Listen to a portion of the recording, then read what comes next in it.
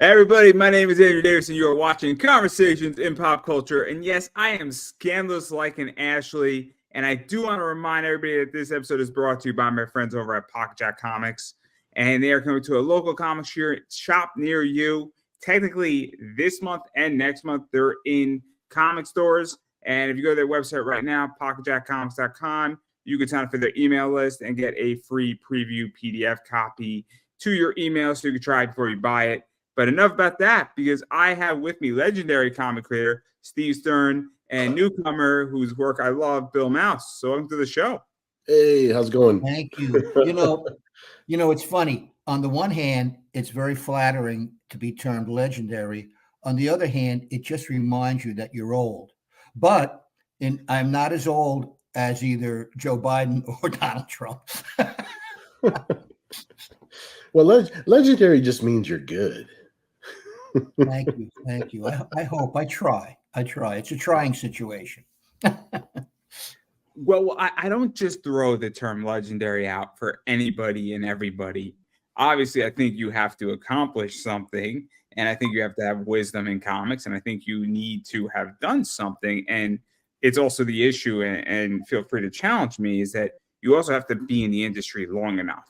You can't just be in the industry for 2 years, and at least the way I feel is be legendary. I totally agree. Yeah. You got to put in your pilot hours and earn your spot, earn your spots with people. Yeah. Right. You've got to pay your dues, and you have to stick around. You have to have something you've done that has some longevity to it. So couldn't agree more. That's a good general rule. Yes. But enough about that, because that'll get us all into trouble, because that'll just start year-long debates. I don't want to get political or anything, but no. Yeah, if that's the thing that gets me canceled, I don't know what to tell everybody. I'm sorry that I called Eastern a legend. I'm sorry. No. I will politely walk myself to the corner of the room. But enough about that, because I do want to talk about Zen. And Zen's been around for 30 plus years, and you guys have a Kickstarter going on right now with Zen Bounty Wars. And before we get too much into this, because there's a lot of stuff going on, what is Zen? Because there's people who are hearing about Zen for the first time. There's people who have left Zen and now are coming back into it. And there's people like me who also discovered Zen with your last Kickstarter, because I'm like, oh, what is this book? It looks cool. What the hell's this? And so you have an interesting audience, but I do want to catch everybody up, because there are people who are going to see this and not know what Zen is for the first time. I want the short version, if possible. The boilerplate. Okay. All right. So 1987, I'm living in Maine. I'm running an ad agency. I go to a new client, Cody's Old Fashioned Ice Cream, considered the best damned ice cream in New England by no less than Yankee Magazine, the arbiter of all things cool in New England. So the son of the owner is named Dan Cody. And I see his artwork festooned in his mother's office. And I say, I really love that art. She says, that's my son Dan's handiwork. And if you let him be the artist on all of our print advertising, you can have the account. So I'm not stupid. I said, yes, of course. Plus, I loved his work. I met Dan, told him, I'm a comic book guy. He said, I always wanted to work on a comic book. And Zen was born. Who is Zen?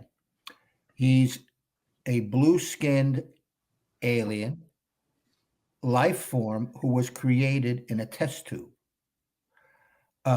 The life form was deemed broken, and the kindly female scientist named Tesla, of all names, was told to dispose of the biomatter, quote unquote. She couldn't do it because he was alive. She puts him in a teapot, like a waste pod, and jettisons him off into space. As fate would have it, the pod travels within the gravitational pull of the mystical planet Om, where it lands, and Zen is brought up by the mystic masters of Om, specifically Master Sattva, who is his mentor. Zen grows to become the greatest martial arts and meditative acolyte of the mystic masters of Om. And when he achieves adulthood, he's given a hypership, a ship that was left on Om years before by another cosmic traveler, and told to go forth and find his destiny. That is the origin of Zen. I wish I had some music in the background. This would have been nice. little Zimmerman, a little. Well, that was pretty concise, right? That was pretty Yeah, concise. no, that's the thing. I just needed a little bit of movie soundtrack behind it, because like you had the perfect little cadence and everything. Yeah. But yeah, that's Zen. That is Zen. Absolutely. Yeah. Yeah. So obviously I want to get into the good stuff now, because I want to get into what's going on with this Kickstarter. Obviously, there's a bunch of Zen stories, and I think there was a story before technically this Kickstarter that in the chronological order where there's a bounty story, I guess, or a war story. I'm not exactly sure. I think it was Hard Bounty. I think it might have been, if I'm not mistaken. Again, my Zen history is not all there, guys. So I'll fill you in, because I'm the person who can fill you in. Okay? You're the guy. So a couple years ago, I got together with another amazing artist who you and some of your audience may have heard of, Marat Michaels. Marat has worked on stuff for Marvel, DC, other places. And Marat and I did a series called Hard Bounty. It was initially published as 6 individual comics by our publisher, which is First Comics, right? Mm-hmm. And the book sold, many of the individual issues sold out. So then First Comics issued a trade paperback, the Hard Bounty trade paperback, the first printing of which sold out really quickly.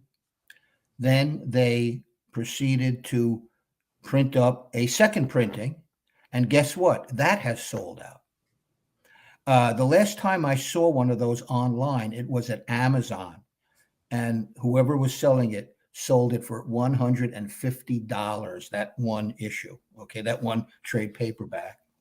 What the fine folks at First Comics have just decided to do is, opposed to go immediately into a third printing of the trade paperback, they're going to print up sufficient quantities of all of the individual 6 issues that sold out, and they're going to have them available both online and at comic book conventions. So that's Hard Bounty, and it was a real bounty hunting story, okay, because Zen is now preeminently a bounty hunter. Bounty Wars, which Bill and I are working on, which we'll get into, is the direct sequel to Hard Bounty. Yeah, so let's get into it, because now you have Zen somewhat established. Obviously, you have Hard Bounty, and then this is, I guess, a Zen story that's kind of dealing with some aspects of that world. And I think it combines your character and then a character Bill developed, Naira X. And hopefully I got her name right. Or is it Nira X? I don't know. It's exactly. Nira X. There you go. And so what is this like? Because you obviously have some parameters to play in, but you also have kind of a new world and a very open world as well. There's no real rules, I feel. There's no major rules in this world. And you kind of got all these questions about bounty hunting, what's going to happen, should you bounty hunt, what are the consequences for it? Yep. And you're kind of stepping in mud. It might be a good way how to tell this story. I'm being as clean as I possibly can when I'm describing it. Yeah.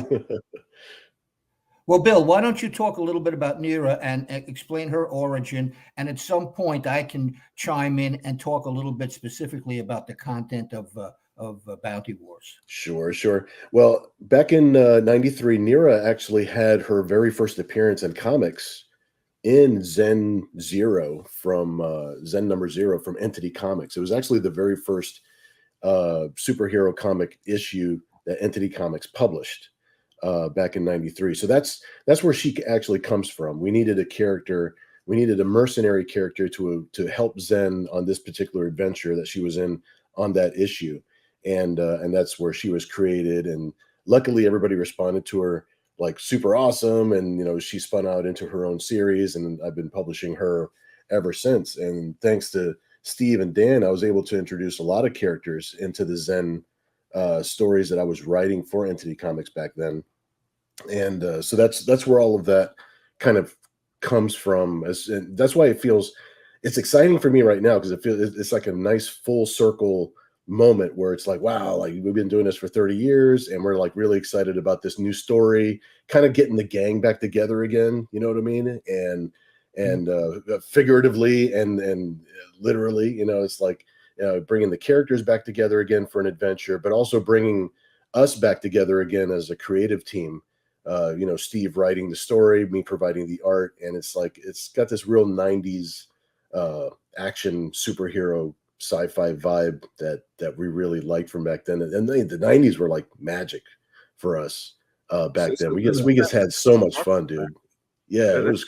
Talk about this a little bit, because obviously you created this character in the 90s. Zen was around in the 90s, and then these two characters went off and did their own stuff and have their own adventures and have evolved in their own ways. And then the two of you have also evolved as creators and artists. You know, exactly. Hopefully, you know, people get better. Hopefully. Right. Let's hope so. Yeah. People were paying me to get better, so it's like I didn't start at the top when I first started. I was a young 20-year-old kid that just loved to draw comic books. So I think I have a nice group of fans that basically were paying me to improve.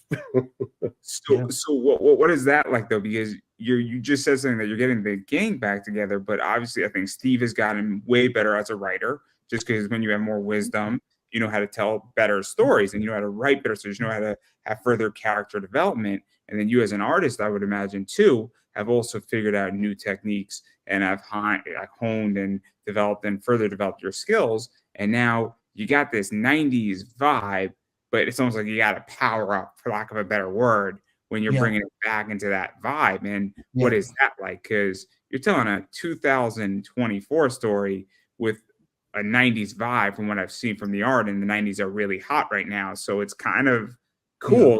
It's like the skill level is evolved, but we get the vibe we want.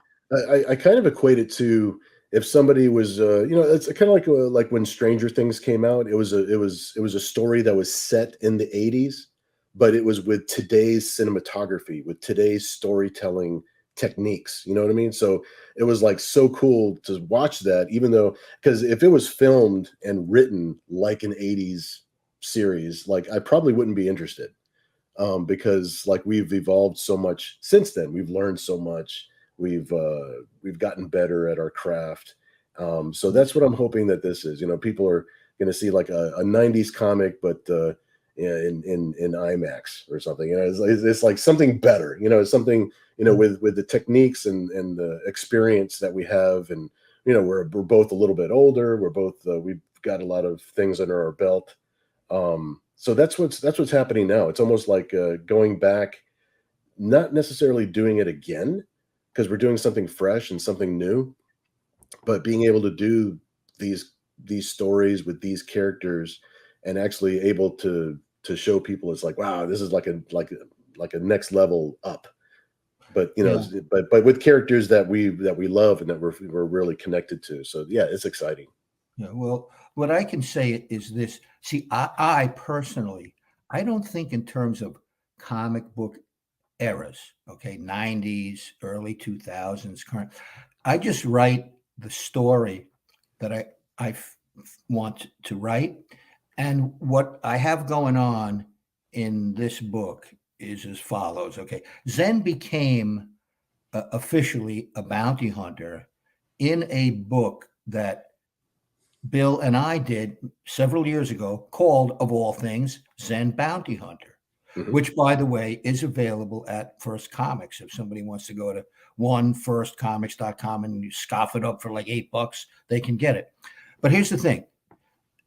So first came Zen Bounty Hunter. Prior to that, Zen was basically like a soldier of fortune or a mercenary, taking on all sorts of diverse tasks. But I got so enamored of the bounty hunting genre. Part of the reason for that was I read a lot of Westerns, and bounty hunting started in America's Old West, right? And by the way, one of the great bounty hunter Western novels is by none other than Elmore Leonard, who's known for his crime stuff like, Get Shorty. But he wrote a book, a Western called The Bounty Hunters. And anybody who's interested in bounty hunting should read it. But in any event, I got so enamored of bounty hunting that I read every Western bounty hunting book you could find. And and then of course there was this show on TV. Remember Dog the Bounty Hunter? Yeah. Which was a modern guy. And then what's very interesting is the immense popularity of like The Mandalorian on Disney Plus and Boba Fett, right? Jango Fett. These guys are all bounty hunters. Bob E. And Feet. one thing that people need to be aware of is I did not jump on a Mandalorian bounty hunter trend. Zen has been a bounty hunter for like well over a decade. And so what I have in this current book, and again, this is why I think it transcends like 90s or 2000s. I just wanted to write the best sci-fi based bounty hunting story I could possibly write. And that's what's in this book. All right. And I'll tell you a little bit about it because I know Andrew wants to know. Okay. What happens essentially in this book is Zen has an encounter at the very beginning of the story with a character who's known as a bounty killer. Bounty killers are a real fact in the world of bounty hunting. And who are they? They're guys that kill their bounties regardless of whether it says dead or alive. They always bring them in dead. And the way they get away with it is they always claim when they haul in the dead carcass, they always claim that their bounty tried to kill them, tried to escape, tried to kill them. And they had to kill in self-defense. So they're very cruel, mean dudes who will kill every time. This incident that Zen has with a bounty killer makes him, for the first time, question his profession. So what does he do? He goes to his mentor, who he is in mental contact with at all times, Master Sattva, and tells Sattva how he's feeling, right? Sattva has a suggestion for him. He says, Zen, you're such a loner. Before you decide if you want to get out of the profession, hang out with some fellow bounty hunters. Zen proceeds to do that in what's called a bounty hunting lodge, okay? And during the course of this, we meet many other bounty hunters, okay? And Nira X, who's also basically a bounty hunter or a part-time bounty hunter, she shows up. And the two of them get involved in a massive bounty hunt that's instigated by two warring space lords, okay? So that's all I'm going to say. I think I said more than enough. And this is what happens in this story. And by the end of the story, we've met a lot of bounty hunters. We've had a lot of examination of the bounty hunting profession. And I'll leave it up to you to decide what Zen decides to do at the end of the story. There you go. There's a couple of bounty hunter guys right there. I'll give you a preview. I'll give you a sneak peek. Look at that amazing art. Yeah, no, I love it. It's so cool. I'm so jealous I can't draw. I'm just so jealous in my life. It's not my skill.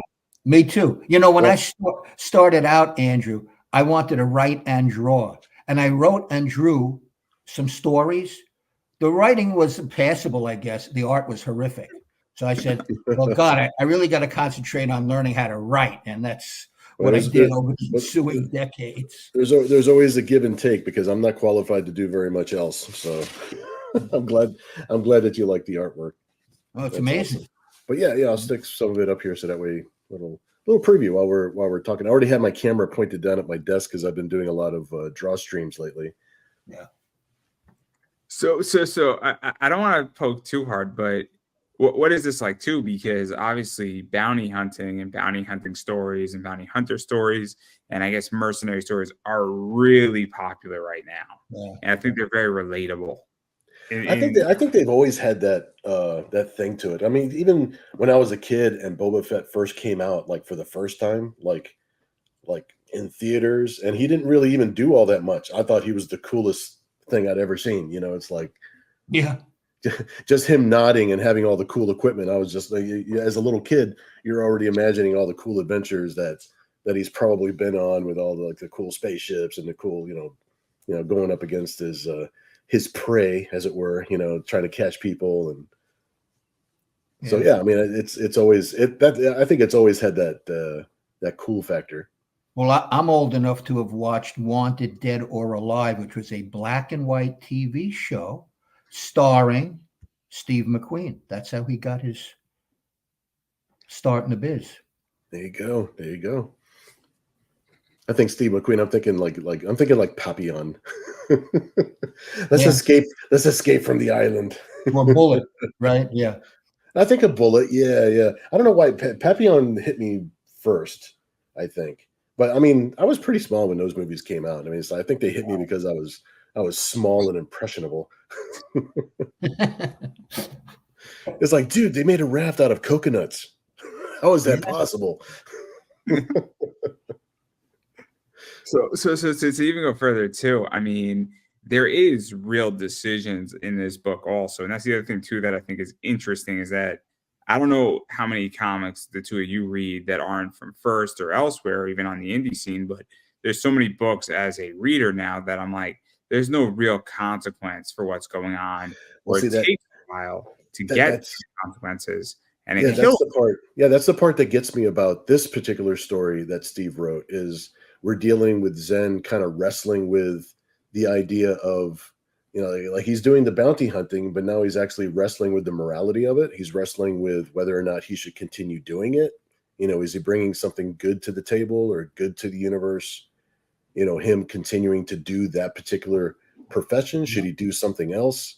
So I think him wrestling with that is like, that's a cool angle to throw into what could just very well be, and I would completely enjoy it if it was just a straightforward action story where we just have two characters running after their prey, catching them and bringing them back.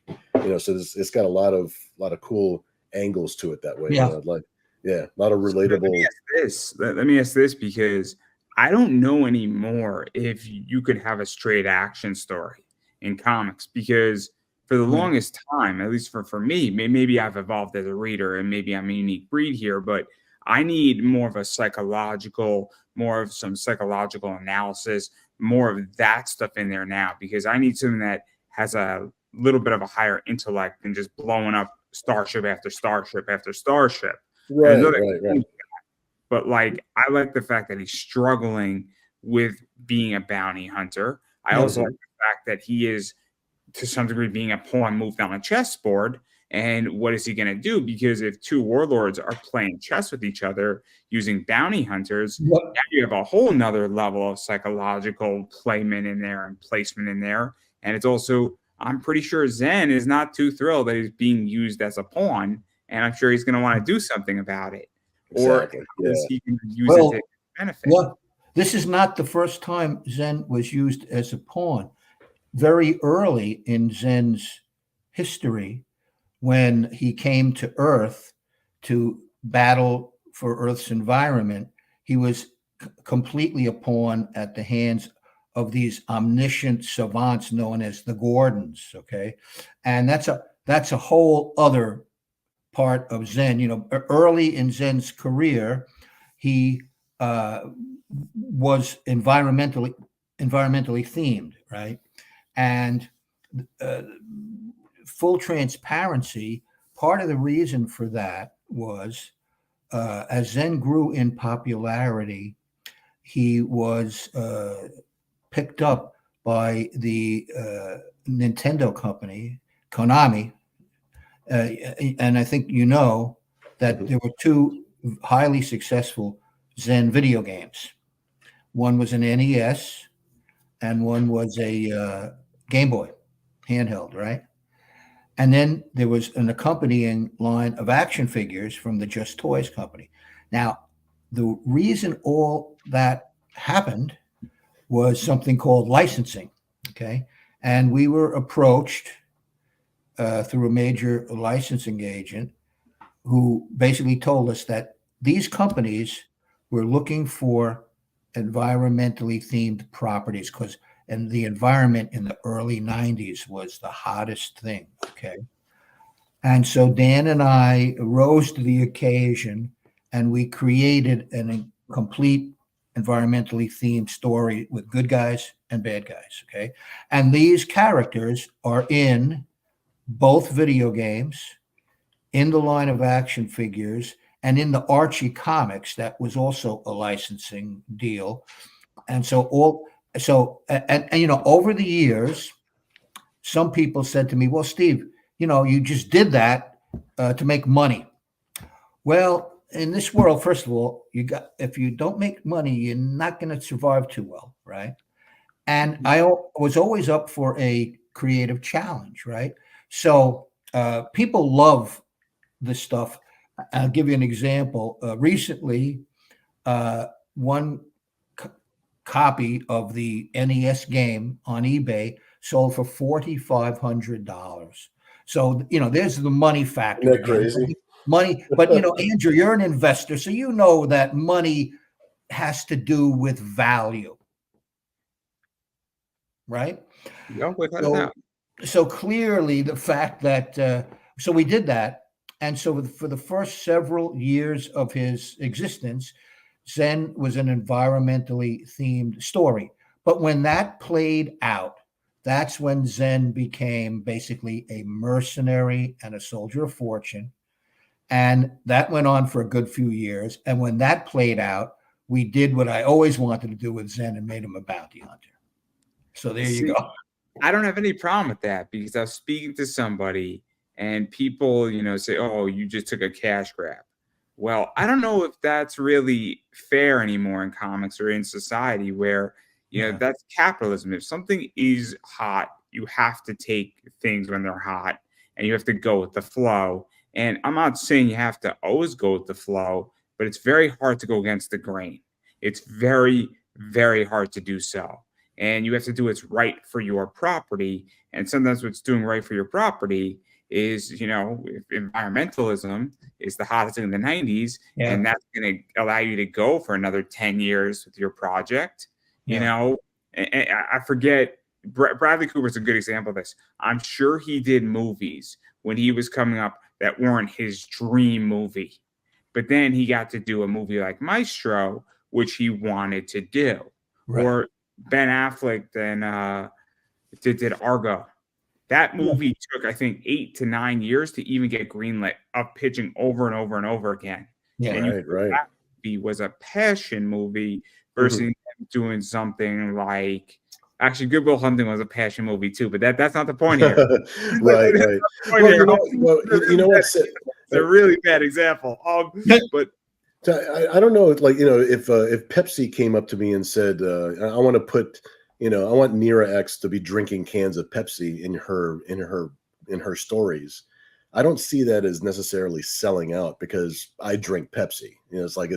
I think selling out means you're taking cash for something that you really don't want to do or it goes against your values. Right. If you're doing something that doesn't represent you, doesn't represent the character, and you're kind of doing it almost against your own will, then that's selling out. Well, I didn't take a sponsor with somebody because I didn't like their product. And I thought their product was actually more harmful to comics than was going to be beneficial. And I thought it would hurt my brand. And they were willing to pay me about $1,000. And so I chose not to go with them because I felt that I would be selling out. And I felt that I would be causing more harm. Well, you know what? In that situation, you would have been. So you stuck to your guns and your integrity, and you said no, which is awesome. I'm glad you did that because it went against what you believe. You know what I mean? Well, I got to give you a couple of examples of that. First of all, if Dan and I had not decided to go into the environmental scenario, I'm positive we would not be sitting here talking to you today. Okay. That's number one. Number two is, we do live in a capitalistic society. You got to do things that you believe in. Sure, sure. But I'll tell you something we didn't do. Okay, you'll find this interesting. Marvel Comics offered us $25,000 back in the day to buy Zen out. We said no because we had discussions with them. What when they would scoff up properties back in that time period, they would take some of their lower level talent, let's say, not the big name guys that are working on X-Men and Spider-Man. They take a couple of people and they would, a writer and an artist, and they'd put them on a book. That is what would have happened with Zen. And of course, I would have lost all creative control. Right, right. So no amount of money, 25,000. Personally, I'm super happy. I'm super happy that you guys when we started publishing with Entity Comics, that was right after the Archie run, right after the video games. And I'm super glad that you guys did do all the environmental stories, because first of all, they're positive stories. They're stories you expose Zen to a whole audience of like a younger audience that would grow later on to be adult collectors that would later be people that in there too. Sorry to interrupt. You expose Zen to a bunch of parents too, because exactly. That sometimes the audience isn't just the children; it's the parents. And this is something that I think is very complicated when you're dealing with comics, especially when you're buying a comic for a 7-year-old at the supermarket. Right, the mother is just as important as the person she's buying it for. Oh, absolutely. Yeah, absolutely. And Zen is now truly a multi-generational property. Many parents come to us, at our booths at the various conventions with their kids. And they're introducing their kids to Zen. And something else I'm going to mention is I've always kept Zen kind of, I'll call it all ages, by which I mean to say, you're not going to find curse words, and you're not going to find nudity and heavy-duty sexuality in Zen. I never wanted. This isn't sexual, Steve? Really? You're telling me this isn't sexual? Look at this. That's great, huh? He's a general audience character. I mean, he's our Marvel, DC wouldn't go but so far with their title, with their flagship characters, their Batmans, their Spider-Mans. There's a limit because you want to keep that wide audience, and there's a time and a place for other characters and other stories to tell those types of stories, which is great. You want to tell the people about that book you just held up there? Which book? Who? Oh, okay. This one, right? Yeah. That one. Yeah. You want to talk about that a little? Oh, I mean, this thing was great. You guys should just watch the interview instead. That's right, because because you interviewed L'Amour Supreme and I about that Kickstarter book. Oh yeah. I backed it. It's an awesome book. I mean, I didn't even read it yet, but the story's great, and it's L'Amour Supreme's, one of his first comic works, if not his first comic work, and it's a fantastic thing. The art is just beautiful in this book, and the Kickstarter was fantastic. I mean, there was everything on that Kickstarter, and the cards were amazing. Thank you. Yeah, no, that was Zen's first Kickstarter campaign in 36 years. And now the very first one. Yep. Yeah, and now the second one in our 37th year, which we've now crossed into, is Bounty Wars.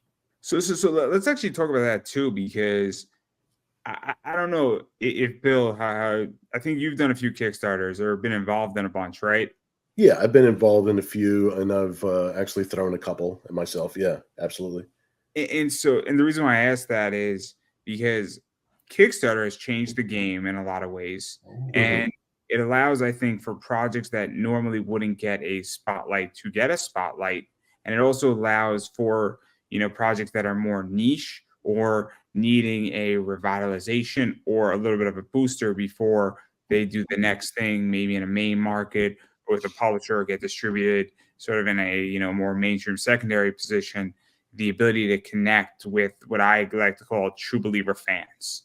Right. There's somebody who is that fan who says, I want a sketch, or I want something that is exclusive to a campaign, or that I want to support a creator directly, Kickstarter allows for that. And I feel like 2023, 2024, 2022, was kind of the next stage for Kickstarter, where a lot of these projects came out, and it makes this stuff actually independent. Where I think for the first time in a very long time, independent comics or indie comics are sort of independent actually, and they're not so tied anymore to massive, I guess, corporate money. I don't know if that makes any sense. Oh no, absolutely. Yeah. It's in fact, if it wasn't for Kickstarter, and a little bit later, I'll learn how to use Indiegogo as well. But right now I just know how to use Kickstarter. And if it wasn't for Kickstarter, I wouldn't be able to connect with the fan base that I've had all these years with some projects that I want to do. And the fans actually make those projects possible directly. Yeah, I feel, I feel that the internet and Kickstarter or crowdfunding has created a paradigm shift in the entire business. Oh yeah, there's access in a way that was never possible before. It's like without going through a catalog and without going through, A to B to C to D, you're actually going straight to the consumer, straight to the collector. And these are for projects that probably wouldn't be greenlit to go into shops in the first place because of, just the financial infrastructure that needs to be in place to make those kind of projects happen, to make it profitable for everybody involved. So for projects that I've been doing Kickstarters on my own with, especially, it's been a game changer, and it allowed me to create some projects that would have not otherwise been possible. And I noticed that a lot of the collectors, a lot of what I'm bringing in is for my own personal Kickstarters. There's lots of, I have some tiers that have sketches, that have original art, that have, different things like that. They're definitely supporting the individual artist in cases like that, and making that actually possible in the first place. Yeah, totally agree. Right. I mean, I ran a Kickstarter for this show, and I did fund, and definitely it's interesting, and I'm not opposed to running another one. I think that Kickstarter and crowdfunding, I think it is a fascinating industry. And I also think that it's hitting the collector's niche, at least the way I feel, because when I go on to Kickstarter, and I don't know, I know that I'm going to show some covers, but I don't know how exclusive those covers are for this Kickstarter. But when there are exclusive covers to a Kickstarter, that makes me want to buy more of that as a collector, and also as a reseller on an eBay or on a whatnot, or I'm not also opposed to picking up some cool stuff off a Kickstarter. Then somebody 6 months is like, oh man, I really want that book, and it's become very interesting for me on a business level, and I just think it's fascinating. So that's how I feel, is that I'm obviously personal interested, and on a business wise, I mean, I love retail packages. Yeah, absolutely. The covers and everything that are they should be exclusive to the Kickstarter campaign, because it's an event situation where everybody pitches in and makes it happen.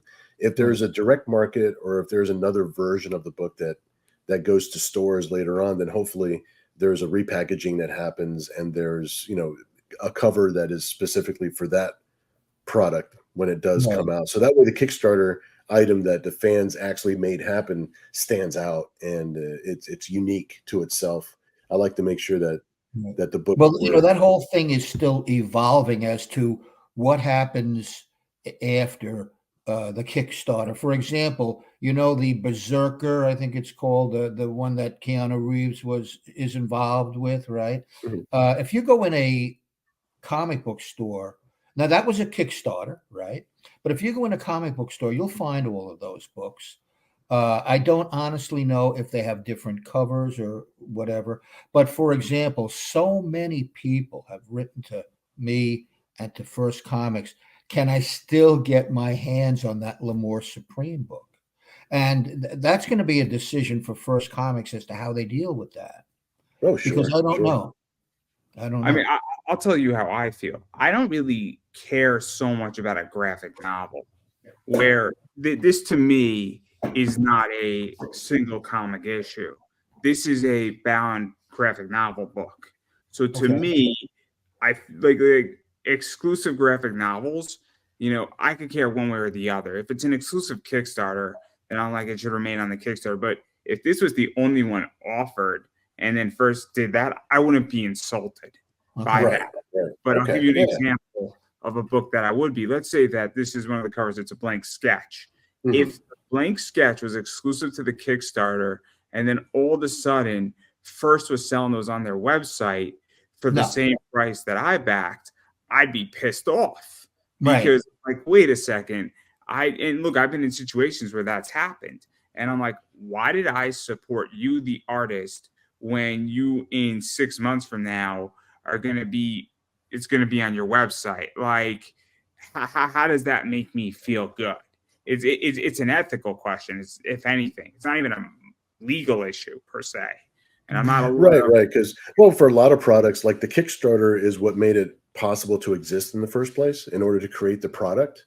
So they're probably going to overprint a certain amount. Like certain companies may want to overprint a certain amount to be able to sell later. So you'll see it on their websites later on. But without the ability to have the Kickstarter in the first place, that's what the fan made possible.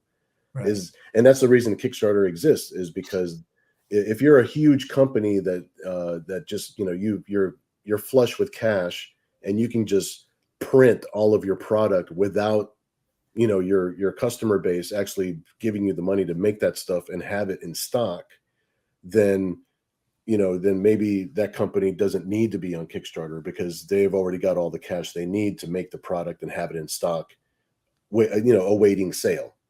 But when you have a company on any level, like a medium-sized company, a small company, and an individual like myself, I can't afford to just go out and print 50,000 copies of a thing and have it as stock in my little warehouse, unless the Kickstarter actually made it possible. So the fans backing the Kickstarter is what actually made all of that possible to have that stock in the first place.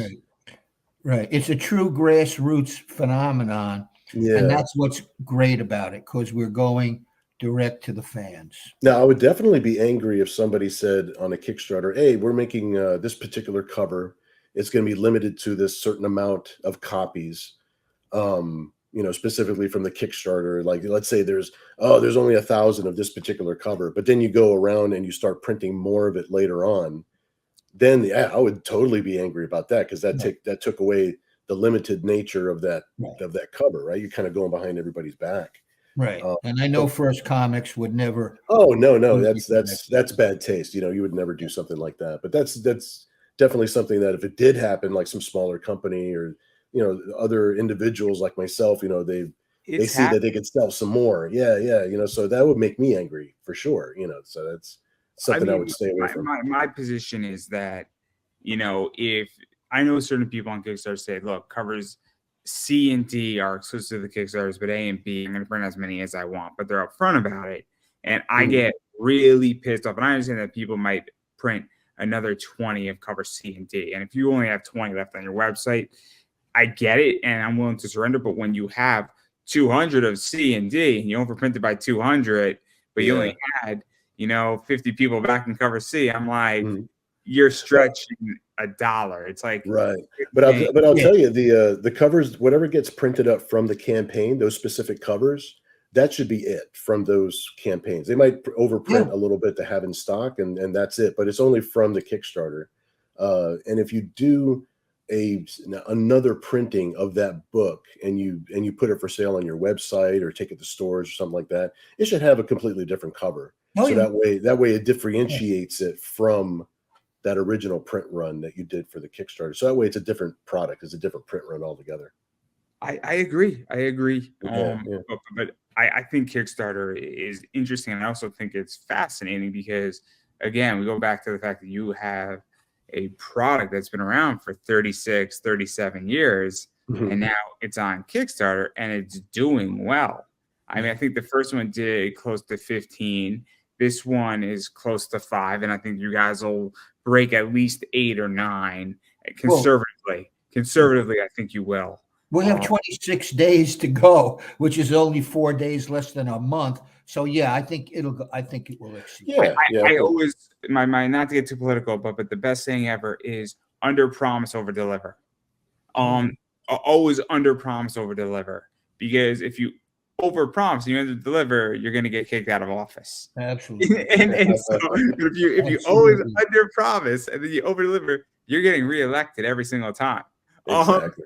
But that's why I say I think you'll do 8 to 9 very conservatively. Hopefully you'll do more, and I think you'll break beyond 10. I really do, because you got a lot of time. Obviously, is gaining traction, but I do think it's fascinating because you can do whatever you want with this book, and you have no, overlord per se, no pun intended.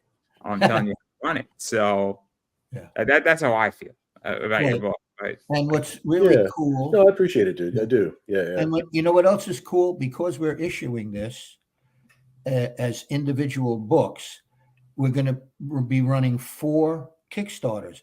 Each one is a 25-page book. So when the whole story arc is completed, it's like a 100-page story that undoubtedly at some juncture after that will be collected into a graphic novel. So let me ask this too, because I'm curious, because also obviously you do issue 1, and then you're probably going to offer some version of issue 1 when you do issue 2, right? And you're going to offer some issue of issues 1 and 2 when you do 3, and then you're going to offer the whole thing when you do 4. And so what is that like too? Because that's also an advantage when you actually have a battle plan. Because I think part of the problem with indie comics is that some people say, look, I got an idea to do a 10 issue story arc, but are you going to make it to 10? Like, because right. Yeah. Well, Bill has already done that successfully with Nira. Oh yeah, we do 3-issue arcs through Committed Comics, and then also on my own. I'm doing the Kickstarters that I've done on my own have done well. I said between my stuff and between the stuff we've done with Committed, I think the end of the campaigns usually end up somewhere between 12. I think the most we ever did was like 21,000. So we're growing and learning and listening to the fans and listening to everyone to make sure that we're doing the best we can with everything. With each succeeding campaign, if we're doing our job right, we're creating more and more awareness. And then as each, you said so cogently, when we do for number 2, we'll also offer 1. And when we do 3, we'll offer, et cetera, et cetera. And that does give you the potential to increase your sales volume. Sure. No, I think it's interesting. And obviously I'm excited because I like that Lamar Supreme book. I'm very excited to read it. Obviously, I do not know everything about Zen. I'm jumping into this and I'm very excited. I'm excited for the cover I bought, because I definitely want to read this story more so than I want to collect it, which is a rare thing, because I'm a big comic collector and I don't read a lot of what I collect, which is really bad. That's a really bad thing to say. I like looking at don't feel bad about that. I actually, when I buy books, I typically don't read them right off the bat myself. It's like I typically look at the art, I flip through the book. So it might be a month or 2 before I actually sit down and actually read the book. I have a question for Andrew, if I might turn it around and ask you a question, sir. Go right ahead. Do you have quite a comic book collection? I do. I'm sitting on a lot of books, a lot. Could you mention like a key book you might have? I'm just curious. WWE number 7, signed by Charlotte Flair, Bayley, Becky Lynch, Sasha Banks, and the Bella Twins, graded 9.8 at San Diego Comic-Con. Wow. Can I show you something? Go right ahead. Step away for one quick second.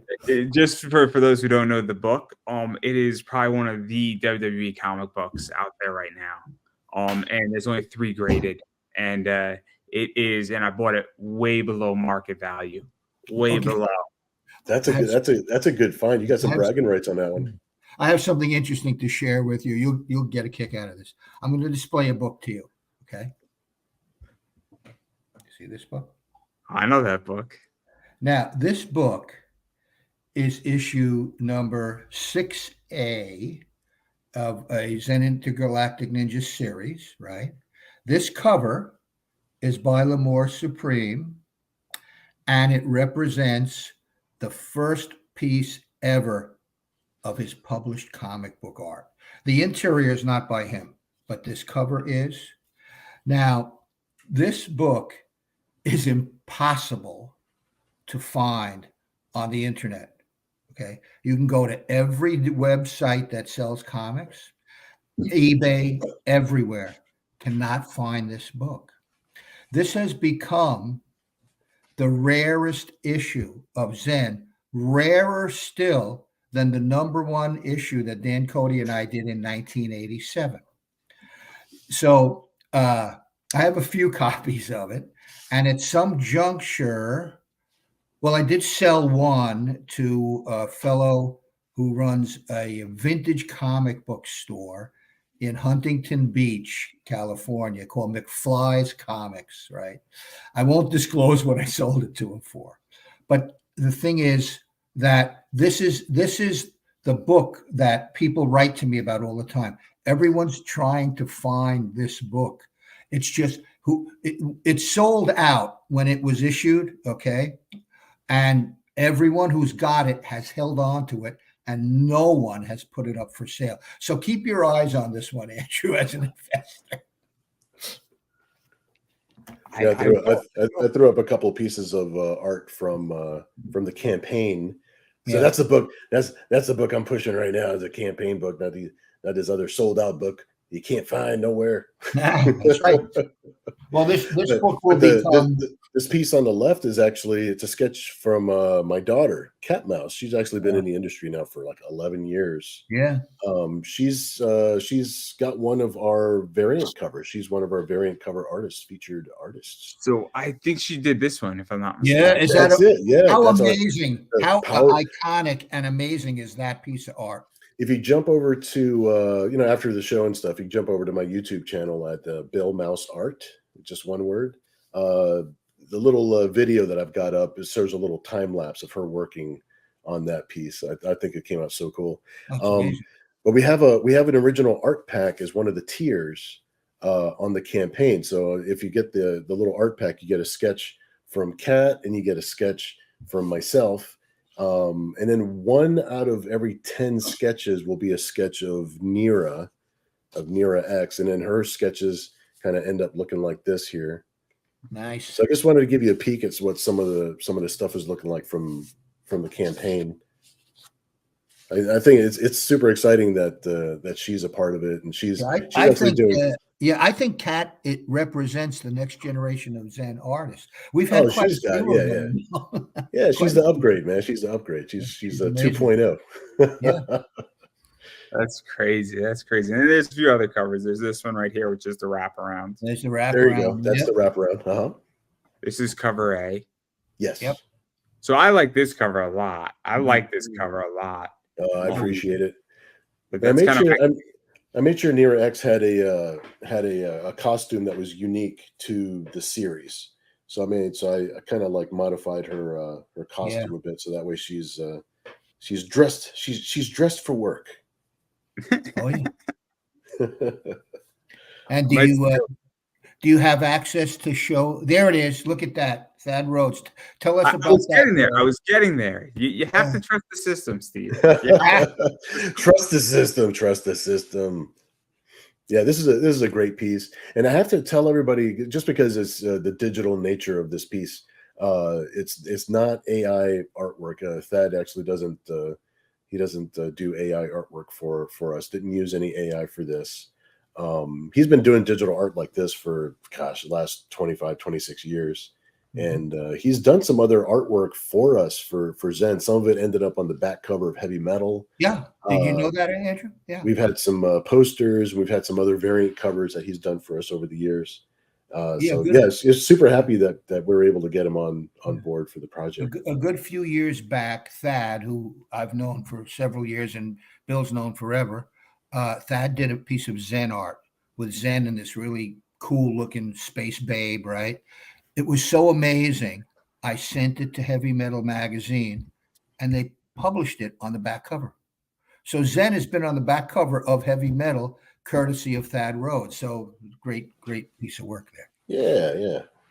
And then obviously this is the last cover on the show, which is the blank sketch. So if you want to get something done by anybody or your favorite artist relating to Zen, or you just want the option to do it, there's blank covers that you can get as well in there. And so that's that. And then obviously there's a bunch of other stuff. There's obviously, you mentioned the art packs. I think there's metal prints. I think there's some other stuff in there as well that you could potentially.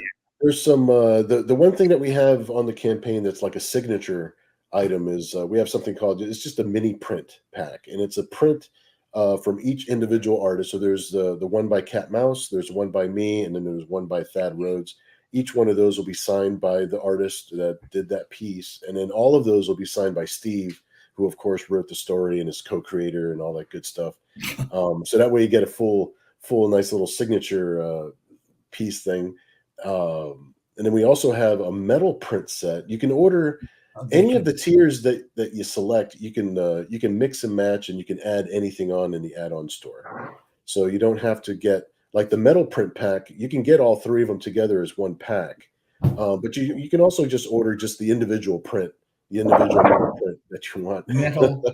This was the metal art print of that aforementioned cover, but this is the size and this is the metallic nature of the same prints we're going to do for Bounty Wars. And the finish, cool. I love the finish on the front is so nice and clear. Sometimes with the metal prints, like the metal shows through in a way that you kind of can't see the artwork as clearly as you'd like to. And these prints really came out nice, really smooth, real clear.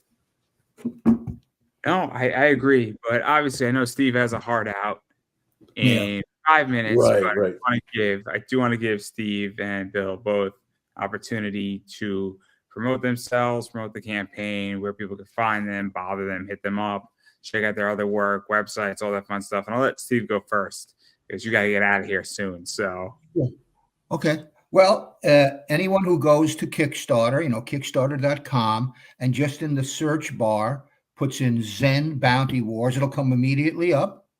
They can check out the entire promotion and hopefully want to get something. So that's that. And Bill, what do you say? Well, you know what? If you haven't heard of Zen before, and you see the different tiers, don't want to spend that much money, the PDF is only $5. I encourage everybody to at least try it out, and I really want everybody to read the story. I think everybody's going to have a really good time reading the story and hopefully becoming a fan of Zen. Other than that, you see on my name tag, it's billmouse.com is my webpage. I've got an online store. If you want to download a free PDF of some of my older Nira X Cyber Angel 90s comics, I've got 4 issues up there that you could download, and there's another pinup book there. And I rotate original art in and out of the online store. But other than that, and Sunday nights at 10 o'clock on my YouTube channel at Bill Mouse Art, Steve and I actually sit down and we're working on the book live. So, we do that for about a half hour, just a little quick half-hour show. So come out and, hang out, ask us questions, just say hi, whatever. And that's what we're doing. That's what we're up to, man. Thanks, Andrew. This is the grassroots nature of running a Kickstarter and an independent comic book. And Andrew, we want to thank you for giving this wonderful exposure at your awesome channel. Thank you, sir. And then I appreciate the compliment. And I'll just tell everybody who I am. I am Pop Anime Comics on Twitter /X, Pop Anime Comics on Instagram, Pop Anime Comics on Facebook, Pop Anime Comics on YouTube, Pop Anime Comics on TikTok, Pop Anime Comics Collectibles on eBay right here for those who want to look at it. My cute little elf. That URL is just for you guys. And I carry some interesting books and cool stuff like this, like books like this. I tend to buy out print runs and things of that nature. And I'm also on Whatnot, either on Fridays or Saturdays, selling some cool books. And my favorite items to sell are these. But I've been having a hard time seeing it, everybody. I've been having a hard time seeing this card. And I don't know if anybody else saw it, but I didn't see it yet. And when I send them out, you're like, I can't see the card. I'm like, neither can I. And we all are still trying to figure out what's going on with it. But that's everything that I got. So Pop Anime Comics is my stuff, and I don't know who wants the last word. I should say the last word is thank everyone who has been supporting Zen for all these years. And if you're new to Zen and Nira, check us out on Kickstarter, and we really appreciate it. Word. And I couldn't say that any better myself, everybody. And that is a wrap.